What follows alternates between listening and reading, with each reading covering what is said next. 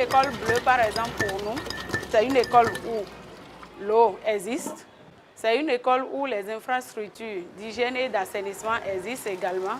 Et c'est une école où l'enfant, donc l'apprenant fait le lien entre sa santé, son environnement et les diverses utilisations de l'eau.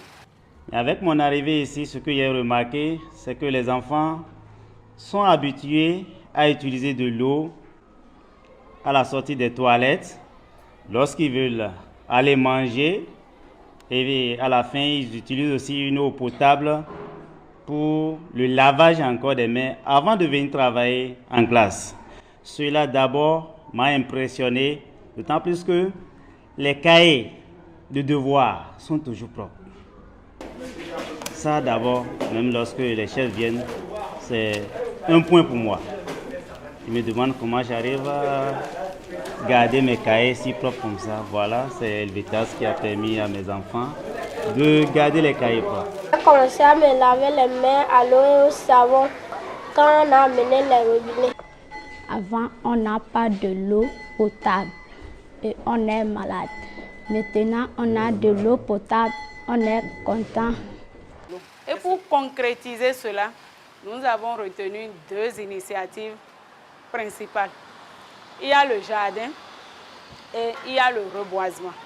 Le jardin, surtout dans les écoles qui disposent de cantines, pour que les produits, les légumes produits puissent servir à améliorer l'alimentation de l'enfant. Le projet a entrepris une série de formations dans les communes à l'intention des enseignants et parents d'élèves. L'objectif étant de leur donner des connaissances nécessaires à la réalisation du jardin de façon professionnelle en milieu scolaire.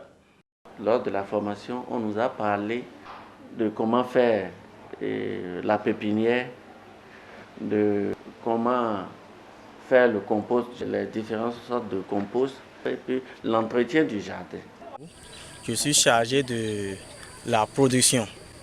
Donc nous avons un jardin scolaire et ce jardin scolaire, les produits que nous recueillons du jardin scolaire nous permettent de les vendre puis de renouveler un peu la semence pour que ce jardin-là continue toujours de vivre dans notre école et qu'à l'avenir, ça puisse profiter aux enfants.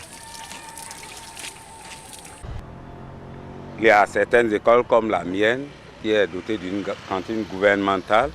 Donc désormais, nous n'avons pas besoin d'aller vers les marchés avant d'avoir quelques condiments de sauce tels que la tomate, le piment et consorts que nous pouvons directement pratiquer dans nos jardins.